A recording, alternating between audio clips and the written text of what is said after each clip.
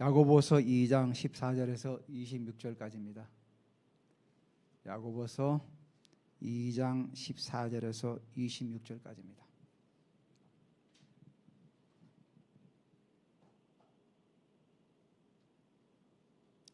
제가 14절, 여러분의 15절 교독합니다. 내 형제들아, 만일 사람이 믿음이 있노라 하고 행함이 없으면 무슨 유익이 있으리요? 그 믿음이 능히 자기를 구원하겠느냐? 너희 중에 누구든지 그에게 이르되 평안히 가라, 덥게 하라, 배부르게 하라 하며 그 몸에 쓸 것을 주지 아니하면 무슨 유익이 있으리요? 어떤 사람은 말하기를 너는 믿음이 있고 나는 행함이 있으니 행함이 없는 내 믿음을 내게 보이라. 나는 행함으로 내 믿음을 내게 보이리라 하리라.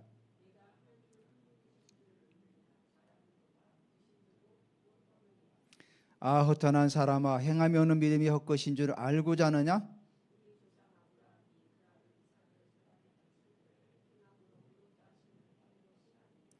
내가 보거니와 믿음이 그 행함과 함께 일하고 행함으로 믿음이 온전하게 되느니라.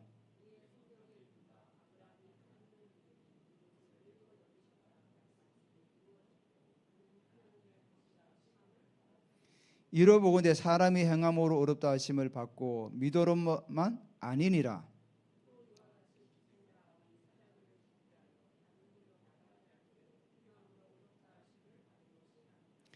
영혼 없는 몸이 죽은 것 같이 행함이 없는 믿음은 죽은 것이니라. 아멘. 제가 어제 잠깐의 어떤 얘기를 들었는데, 우리나라의 부자들이, 이게 아마 계속 나오는 것 같아요. 부자들이 한국을 떠나고 있다는 겁니다. 우리나라가 OECD 국가 중에서 상속세율이 가장 높아요. 미국은 없답니다. 유럽 국가들은 상속세를 다 폐지했다고 하더라고요.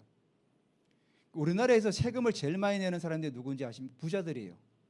부자들이 세금을 다 내고, 사실 저희 일반 시민들은 주민세 내고 근로소득세 내지 않습니까? 그것도 우리가 또 많이 쓰면은 또 그걸 돌려받잖아요. 연말정산해서. 부자들이 자꾸 떠나면은 세금을 누가 냅니까? 결국은 나라가 무너지는 거죠. 그래서 이런 세율도 바뀌어야 되는 거죠. 그리고 기업이 할 수 있는 좋은 환경들을 자꾸 만들어줘야 되는데, 그런 걸 만들지 않으면 기업을 자꾸 떠나면은, 이번에 현대차가 그 로봇을 만들었잖아요. 그래서 지금 노조가 그 로봇을 들어오는 걸 반대하고 있어요. 근데 이거는 글을 쓰고 없는 거예요. 어떤 분이 그 인터뷰 안에 그러더라고요. 로봇은 파업도 안 하고 임금 올려줄 필요도 없대요. 그냥 계속 관리만 잘하면 돼요. 기름칠 잘해주고 충전 잘하고 이런 식으로. 그러니까 자꾸 이런 환경이 되니까 현대차 같은 데서는 그렇게 개발하는 거죠. 아마도 이제 나중에 이제 AI랑 이 AI하고 로봇이 이게 합작되면은 인공지능을 가지고 막 해 나가는 거죠. 그러면 이제는 엄청나게 이게 사람을 대체하는 거죠. 그러니까 우리나라 노조가 얼마나 강합니까? 그래서 현대차가 미국 공장부터 투입한다고 하더라고요. 그래서 자꾸 이런 기업이 좋게 일할 수 있는 환경들을 만들어줘야 되는데, 이상하게 자꾸 거꾸로 가고 있다는 거죠. 우리가 코스피가 5천이지만은 물가는 계속 오르고 환율은 계속 오르고, 실질적으로 국민의 지갑에 두둑해지지가 않는다는 거죠. 일부 사람만 이제 두둑해지는 것 뿐이라는 겁니다. 그러니까 우리가 이걸 알고 나라를 위해서 기도해야 돼요. 또 이번에 정교분리 그 법을 또 만든다 그러잖아요. 제가 이렇게 자세히 보니까 압수수색 영장이 있어야 수색을 하잖아요. 근데 이거는 압수수색 필요 없어요. 공무원이 의심만 가도 들어와서 조사를 할 수 있대요. 법이 그렇게 돼 있어요. 우리가 이거 진짜 반대를 해야 돼. 막 일어나야 돼요. 우리나라 대한민국의 헌법은 압수수색 영장을 가지고 수색하잖아요. 근데 그 영장도 없이 의심만을 가지면, 의심이라는 게 뭡니까? 굉장히 주관적인 거잖아요. 그 의심을 가지고도 되돌아가지고 수색을 할 수 있다는 겁니다. 그 나라를 비판하고 막 욕하면은 그렇게 간다는 거예요. 종교 분리라는 거를 이 사람들이 오해를 하고 있어요. 종교 분리는 뭐냐면은 이 법을 만들 때 정권이 권력이 교회를 함부로 하지 못하기 위해서 종교 분리를 내세운 거예요. 여러분 성경을 보면은 다윗이나 이런 왕정 시대에도 왕이 최고 권력자 아닙니까? 나단 선지자가 와서 책망을 해요. 왕이 나라를 이렇게 이끌어가면 안 됩니다. 바세바를 취한 게 잘못입니다. 종교 분리지 않아요. 교회가 권력 앞에 가서 얘기를 막 따진 거예요. 나무라고. 그 왕이 어떻게 해요? 그 얘기를 또 들어요. 이게 종교 분리의 원칙이라는 겁니다. 권력이 교회를 함부로 하지 못하도록 해놓은 거죠. 그게. 하지만 교회는 나라가 올바로 가지 않으면 목소리를 내고 얘기를 해줘야 되는 거죠. 만약에 그때 나단 선지자가 얘기를 안 했으면 다윗은 계속해서 그릇된 길로 갔겠죠. 근데 다윗은 나단 선지자의 말을 듣고 회개하죠. 아, 내가 잘못했습니다. 그래서 올바른 길을 가죠. 그래서 이스라엘 역사에서 가장 다윗을 존경하는 인물이잖아요. 성군으로. 이게 바로 종교 분리의 법칙이거든요. 근데 이거를 거꾸로 해석해가지고 교회가 정치를 막 하면은 안 된다. 이런 식으로 올가매는 거죠. 그리고 노동신문도 막 들어오잖아요. 이거 뭔가가 잘못된 거죠. 노동신문은 포기하면서 우리가 날리는 삐라는 못 가게 막고. 완전 독재죠. 베네수엘라의 좌파 독재가 서가지고 800명의 목사님이 투옥이 되고 수많은 많은 사람들이 많이 죽고 그랬대요. 정신 차려야 되는 거죠, 교회가. 그러니까 1번 찍은 그 교회인들이 정신 차려야 되는 겁니다. 이번에 그런 법이 나왔기 때문에 제가 좀 얘기를 한 겁니다. 자, 오늘은 행함이 없는 믿음. 행함이 없는 믿음은 뭐라고 합니까? 야고보가 죽은 믿음이라는 거예요. 영혼이 없는 몸이 죽은 거 마찬가지잖아요. 우리가 이 땅을 떠나면 영혼이 떠나면 그 몸은 죽은 거라고 그래요. 마찬가지로 행함이 없는 믿음은 죽은 거라 이렇게 얘기합니다. 14절에 보면은 내 형제들아 만일 사람이 믿음이 있노라 하고 행함이 없으며 무슨 유익이 있으리요? 그 믿음이 능히 자기를 구원하겠느냐? 예전에 루터가 야고보서를 보고 이게 막 지푸라기 복음이라 그랬어요. 쓸데가 없다. 이제 우리가 복음을 잘못 오해를 한 거죠. 자, 바울은 로마서에 뭐라고 합니까? 율법의 행위로는 구원을 얻을 수 없다고 딱 못을 박았어요. 근데 여기는 뭐라고 하죠? 행함이 없으면 무슨 유익이 있느냐? 믿음이 없다는 겁니다. 뭔가 상충되는 거죠.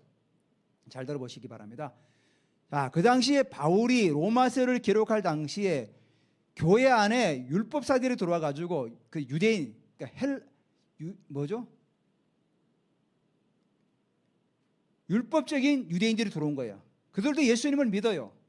근데 이들이 와가지고 뭐라고 얘기하냐면은 율법을 지켜야 구원을 받는다. 예전에부터 흘러내려오던 그 사고방식에 있다 보니까 율법을 통해서 뭔가 의를 이루려고 하는 바리새적인 사고관념을 갖고 있기 때문에 그들이 그렇게 말을 하니까 바울은 아니다. 오직 예수를 믿음으로만 구원을 받는다. 그러니까 다시 말해서 바울은 믿음의 방편, 구원의 방편이 오직 믿음이지 율법의 행위가 아니라는 겁니다. 여기는 뭐 어떻게 얘기했냐면은 야고보는 구원받은 백성이 그 행함을 드러내야 된다는 거예요. 순서의 차이죠. 바울은 구원을 받는 방편이 율법의 행위가 아니다. 오직 믿음이다. 그러는데 야고보는 구원을 받은 백성은 행함으로써 너 믿음을 보이라 이겁니다. 순서의 차이예요. 상충되는 게 절대로 아니에요. 바울이 데살로니가전서 1장 3절에 보면 믿음의 역사, 사랑의 수고, 주 예수 그리스도에 대한 소망을 가진 너희여 이렇게 얘기해요. 그때 그 믿음의 역사가 뭐냐면은 그 믿음의 역사 에르곤이 행함의 행함. 똑같은 말이 여기 나오는 거. 믿음의 역사. 뭐라 그러죠? 믿음이라는 사실, 그 추상적인 그 믿음이 뭔가가 드러나야 된다. 그게 역사라는 거예요. 그래서 바로 이 야고보가 사람이 믿음이 있다면은 믿음이 역사가 있어야 된다는 거예요. 믿음의 역사. 그래서 믿음의 역사가 없으면 무슨 유익이 있으리요? 그 믿음이 능히 자기를 구원하겠느냐? 예수님께서 마태복음 8장부터 10장까지 좋은 나무와 나쁜 나무 열매를 계속 예를 들어 설명을 해요. 그때 뭐라고 말씀하시냐면은 좋은 나무는 좋은 열매를 맺고 나쁜 나무는 나쁜 열매를 맺는다고 그래요. 그래서 뭐라고 결론 내리죠?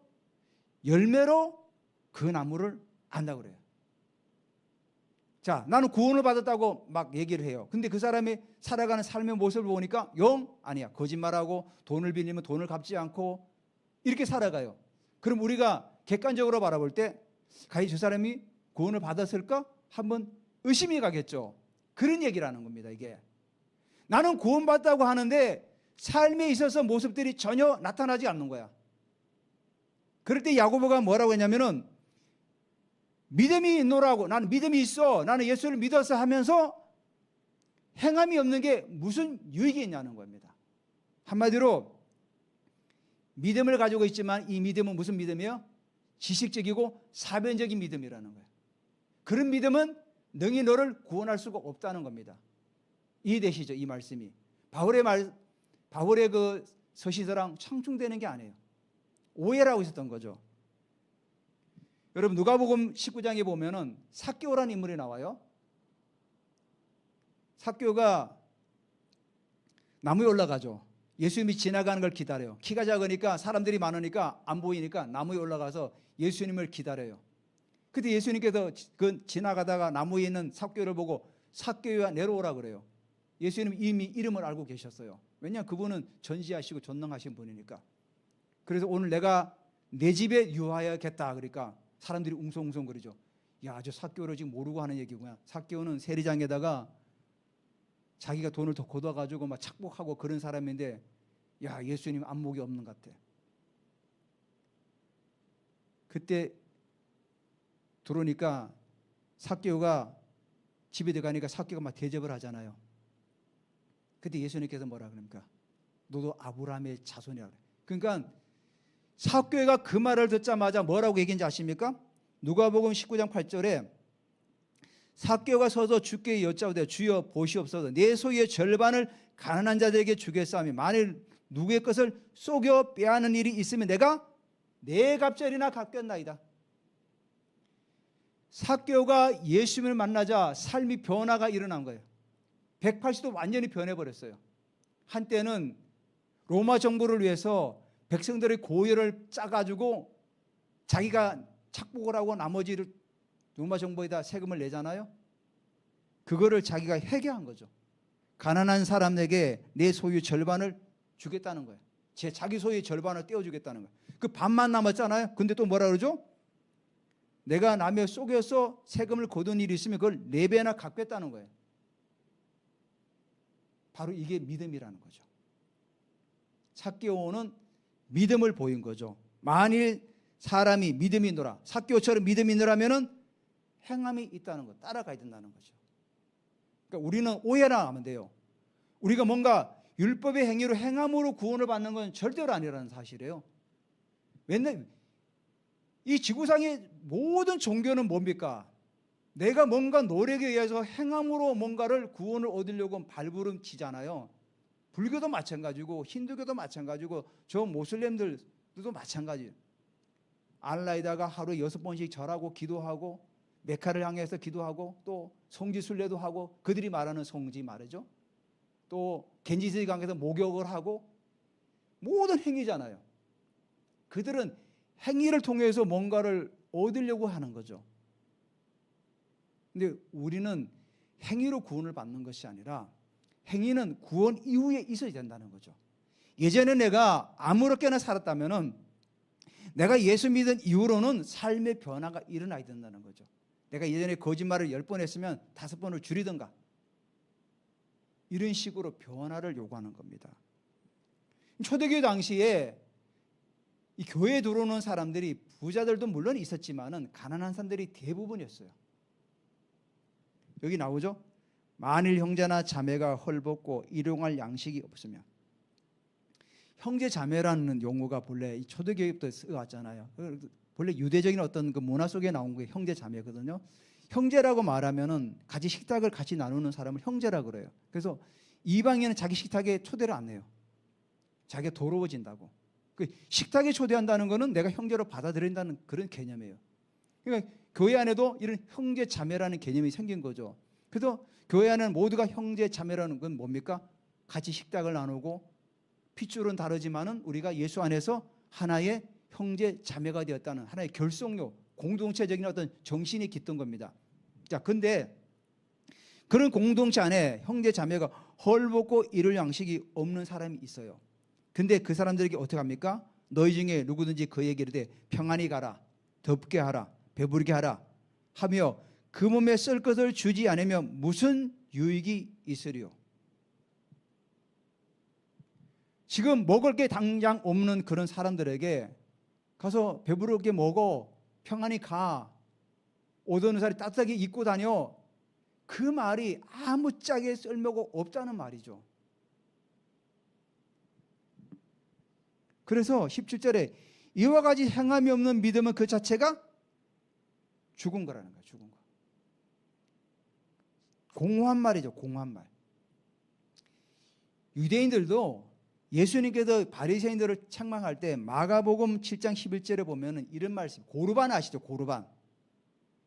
뭐라고 하냐면 너희는 이르되 사람이 아버지에게나 어머니에게나 말하기를 내가 드려 유익하게 할 것이 고르반 곧 하나님께 드림이 되었다고 하기만 하면 그만이라 하고 자기 아버지나 어머니에게 다시 아무것도 하여 드리기를 허락하지 아니하여.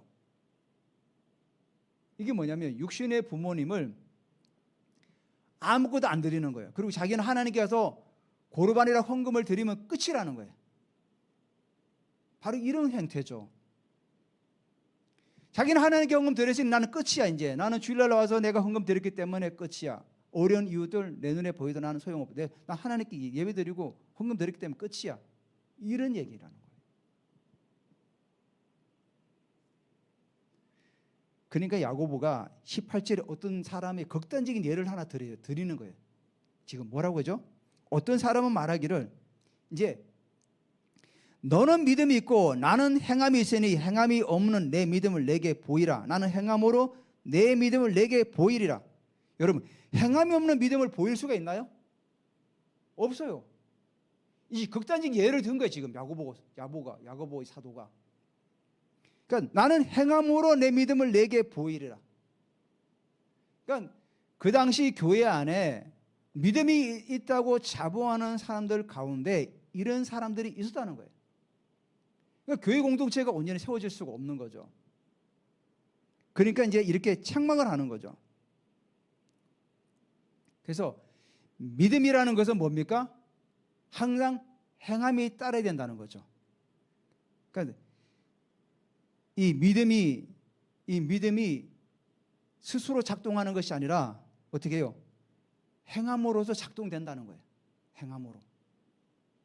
믿음은 행함으로 작동될 때 그 믿음이 증명되는 거예요. 증명. 그러니까 이 19절에 내가 하나님을 한 분이신 줄 믿느냐? 잘하는도다. 귀신들도 믿고 떠느리라. 이게 이제 신명기 6장 4절에 나오는 말씀이죠. 세마 이스라엘아 들어라. 우리 하나님은 유일하신 하나님이니 너는 마음을 다하고 목숨을 다하고 뜻을 다하여 내 하나님을 사랑하라. 그 말씀 있지 않습니까? 그러니까 이 사람들은, 이스라엘 사람들은 이 말씀하면 다 알아들어요. 왜냐? 신명기 말씀은 기가 잘 들었으니까 신명기 6장 4절 세마 이스라엘 들어라 이스라엘. 네 하나님은 유일하신 하나님이다. 여기 뭐랍니까? 내가 하나님을 한 분일 줄 믿느냐? 다 믿는다는 거죠. 근데 뭐라 그럽니까? 귀신들도 믿고 떤다. 귀신들도 믿고 떤다. 사도행전에 보면은 바울하고 바나바가 사역을 하다가 어떻게 합니까? 에베소 사역을 하는데 사도행전 19장에 나오죠. 에베소 사역을 하는데 사람들이 바울의 손수건 앞치마를 갖다 병든 사람이 올리면 어떻게 합니까? 막 나와버리는 거예요. 그러니까 유대 제사장 스게와의 7 아들이 그걸 본 거예요. 야, 저게 뭐지? 우리 한번 따라해보자. 그래가지고 귀신 들린 사람한테 가가지고 내가 예수 이름으로 명하니 떠나라 막 그래요. 그러니까 귀신이 뭐라고 합니까? 악기가? 내가 예수도 알고 바울도 아닌데 넌 뭐냐? 달려 들어가서 막 옷을 다 벗겨버리잖아요. 귀신들도 안다는 거죠. 하나님이 한 분이신 줄 귀신들도 알고 떤다는 거죠. 그러니까 그런 능력을 흉내내는 건 아니라 그게 바로 뭡니까? 믿음이 없는 거예요. 흉내낸다고 되어지는 게 아니거죠. 그래서 허탄한 사람아 행함이 없는 믿음이 헛것인 줄 알고자 하느냐? 허탄한 사람아 행함이 없는 믿음은 헛것이다. 그걸 굳이 알려고 할 필요가 없다는 거죠. 행하라는 거죠. 가난한 사람이 있으면은 입술로만 입신까지 말고 쌀을 주든가 빵을 주든가 돈을 주든가 이렇게 하라는 거죠. 말로만 덥게 하라. 옷 따뜻하게 입고 다녀. 그리고 평안히 가. 다 헛된 말이라는 거예요. 헛된 말. 공허한 외침이라는 겁니다. 그러면서 야고보가 아브라함과 기생 라합의 예를 들어요. 그래서 여기 20절 나오죠. 21절에 우리 조상 아브라함이 그 아들 이삭을 제단에 바칠 때 행함으로 어렵다 하심을 받은 것이 아니냐. 창세기 22장에 모리아산에서 이삭을 묶어서 결박해서 제단에 올리잖아요. 칼을 들고 죽이려고 하잖아요. 그때 하나님께서 수습시키죠. 아브라함 다급히 막 부르죠. 내 아들 내 독자라도 아끼지 않고 내게 드린 걸 보고 이제야 내가 믿음을 보겠다 안다는 거죠. 아닙니까? 근데 창세기 15장에 보면 뭐라고 나오죠? 아브라함이 하나님을 믿음의 의로 여겼다 이렇게 나와요. 아브라함이 하나님을 믿음의 의롭다고 여겨진 게 창세기 15장이에요. 자, 이미 아브라함은 믿음을 가지고 있어요. 근데도 하나님은 창세기 22장에 가서 모리아산에서 네 독자 이삭을 바치라고 그래요. 그때 비로소 하나님은 뭐라 그러죠? 이제야 내가 나를 믿는 거를 내가 알겠다 그래요. 그럼 우리가 이해되죠?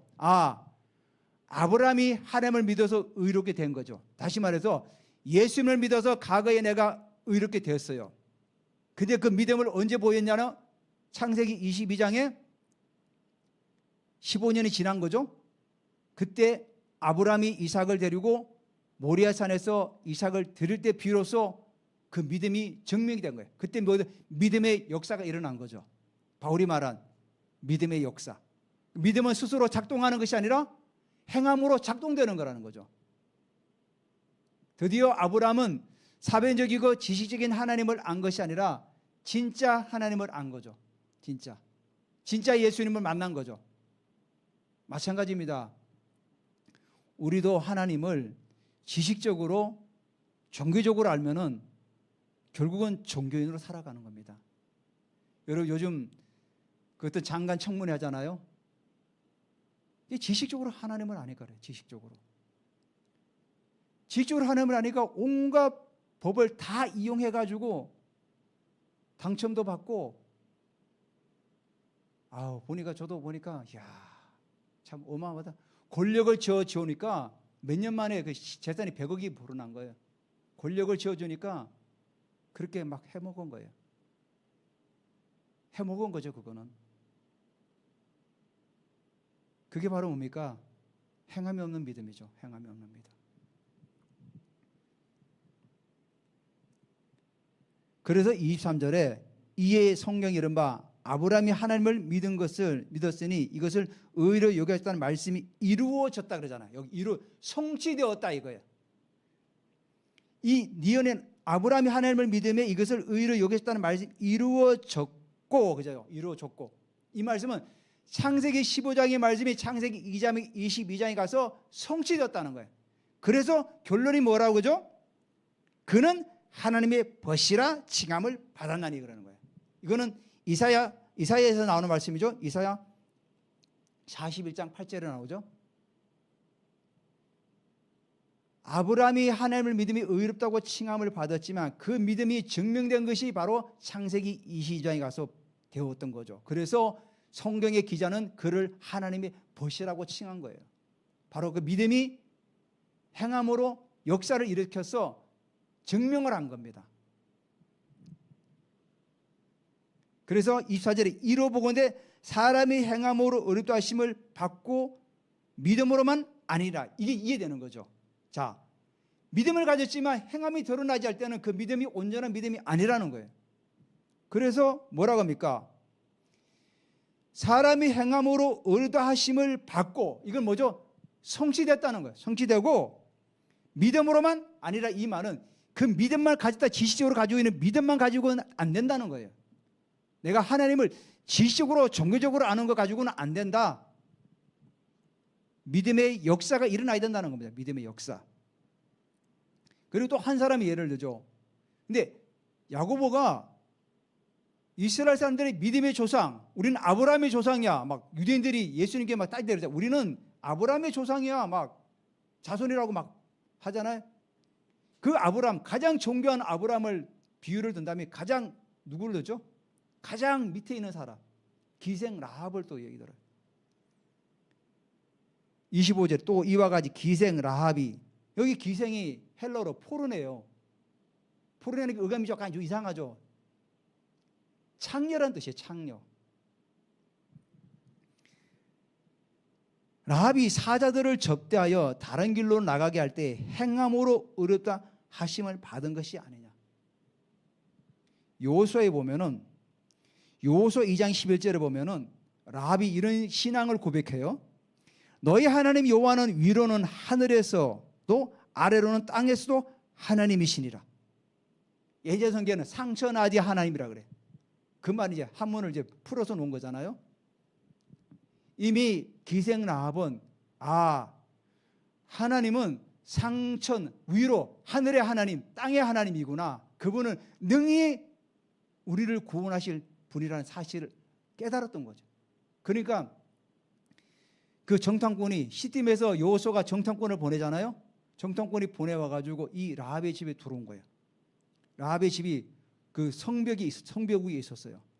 그러니까 그 여리고성을 지키는 군인들이 막 따라온 거죠. 혹시 여기에 이상한 사람들이 들어오지 않느냐? 그러니까 어떻게 합니까? 들어오기 전에 머리 숨겼잖아요. 지붕에다 갈대에다 막 정탐꾼을 숨겨놓고, 들어왔는데 그 사람들이 급히 나갔다. 당신들이 쫓아가면 급히 잡을 수 있을 거다. 이 거짓말을 하죠. 이 거짓말을 왜 합니까? 하나님을 믿기 때문에. 그리고 나중에 정탐꾼을 돌려보냈잖아요. 숨었다가 며칠 지나면 가라. 그들이 따라오고 돌아간 다음에 그때 가라. 이렇게 얘기하잖아요. 그리고 나중에 그 붉은 밧줄을 이렇게 내리잖아요. 그러면 거기를 너희들 다 우리가 살려주겠다. 그래서 기생 라합이 하나님을 일단 믿었잖아요. 처음에 고백을 했잖아요. 그 다음에 어떻게 했습니까? 행함으로써 그 정탐꾼을 숨겨주고 인도했잖아요. 그러니까 내가 하나님을 믿었다면 반드시 행함이라는 어떤 믿음의 역사가 일어난다는 거죠. 제가 예수님을 처음 만났을 때, 군대에 있을 때 만났을 때 회개하고 주님을 인격적으로 만났잖아요. 그리고는 그 당시에 그 신우의 이제 그 전우들 몇 명하고 같이 병실을 다니면서 막 기도해 줬어요. 기도도 제대로 못 하는데. 뭐 그런 배짱이 있었어요.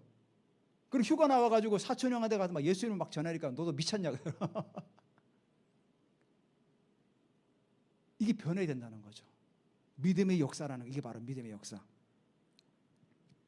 그래서 여기 결론이 뭡니까? 20절에 영혼이 없는 몸이 죽었잖아. 영혼이 없은 사람이 죽은 거라고 하잖아요. 같이 행함이 없는 믿음도 죽은 것이라. 이게 결론이 야고보가 오늘 얘기하는 거죠. 우리가 영혼이 없는 몸을 죽은 몸이라 하잖아요. 사람이 죽으면 영혼이 떠나잖아요. 근데 마찬가지로 행함이 없는 믿음도 죽은 거라는 거예요. 우리가 믿음이 있노라 하면은 나라를 위해서 기도해야 되고, 믿음이 있노라 하면 우리가 예배를 드려야 되고, 믿음이 있노라 하면 가난한 자를 긍휼히 여길 수 있는 마음을 가져야 되고, 믿음이 있노라 하면 우리가 전 세계에 핍박받는 기독교인들을 위해서 기도해야 되는 거죠. 그게 바로 믿음의 역사라는 겁니다. 이란에도 지금 수많은 사람이 죽어가고 있잖아요. 그거 보니까 드론이 떠가지고 사람들을 막 추적을 하더래요. 그걸 드론을 중국에서 보내줬대요. 나쁜 놈 새끼들. 그러니까 이 독재라는 게 이렇게 무서운 거예요. 독재가. 그 팔레비 그 왕 그 세자가 그러잖아요. 우리가 예전에 한국보다 잘 살았다. 지금은 북한처럼 되어가고 있다는 거 아닙니까? 그러니까 나라를 이렇게 망가뜨리는 거예요. 이 좌파들은, 동산주의는. 우리가 오늘 이 말씀을 기억하면서 믿음은 행함으로써 움직여 나가야 된다. 작동되어야 된다. 믿음 하나는 지식이고 종교적이고 사회적이 가지고는 우리가 능히 자기를 구원할 수가 없다는 거예요. 나라도 구원할 수 없고 민족도 구원할 수 없어요. 그래서 믿음 받듯이 행함으로써 증명되어야 된다. 말씀을 붙들고 우리가 기도하기로 원합니다. 우리 모두 일어서서 같이 한번 통성으로 한번 기도하기로 원합니다. 하나님, 오늘도 제가 예수 그리스도를 믿었습니다. 이제는 그 믿음을 가지고 행함으로써 증명할 수 있도록 하나님 내게 기름 부어 주시옵소서.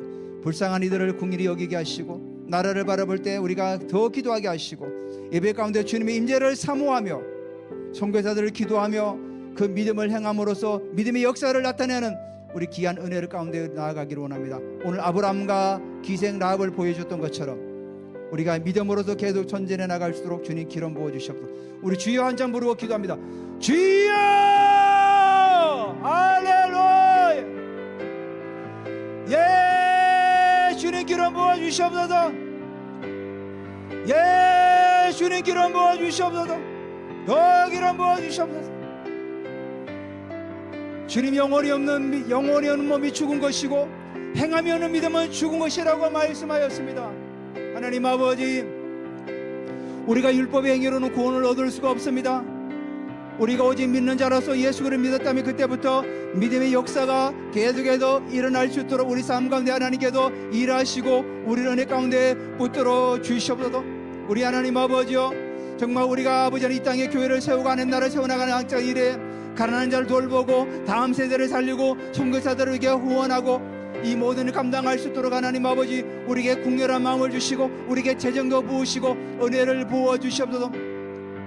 지식적이고 사회적인 그런 믿음을 떠나서 우리가 오직 예수 그리스도의 임재 가운데서 예배드리며 임재 가운데 날마다 살아갈 수 있도록 하나님 우리를 은혜 가운데 붙드시고 하나님 아버지 인도하여 주시옵소서. 할렐루야. 우리 하나님 아버지, 오직 믿음은 행함으로써 작동된다는 사실을 우리가 붙들고 계속해서 믿음으로 전진해 나갈도록 우리 하나님께서 우리를 이끄시고 인도하여 주시옵소서. 주님, 사랑하는 나라 대한민국을 올려드립니다. 이 대한민국이 하루속히 아버지 하나님이여 이 좌파 정권이 무너지고 자유민주주의 정부가 온전히 세워질 수 있도록 하나님 붙들어 주시옵소서. 억압받고 있는 아버지 하나님도 교회라 옥죄고 있는 이 모든 법들도 예수 이름으로 완전하게 파괴될지어다. 여러분, 아픈 분이 손 올리세요.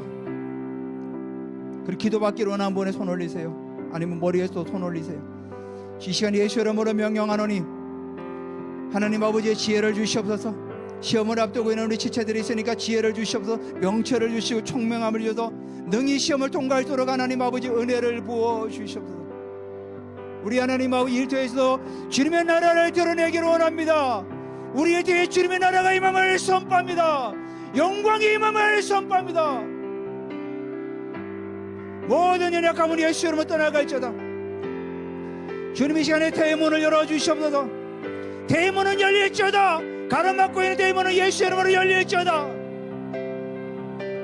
우리 가운데 아버지 하나님 이 시간 예수 이름으로 명령하니 흑암 중에 보온매는 그대 숨은 잠을 임할지어다. 바다의 보와 이방의 재물이 안겨올지어다. 할렐루야. 예, 주님도 기름 부어주시옵소서. 감사드립니다. 예수님의 이름으로 기도드립니다. 아멘.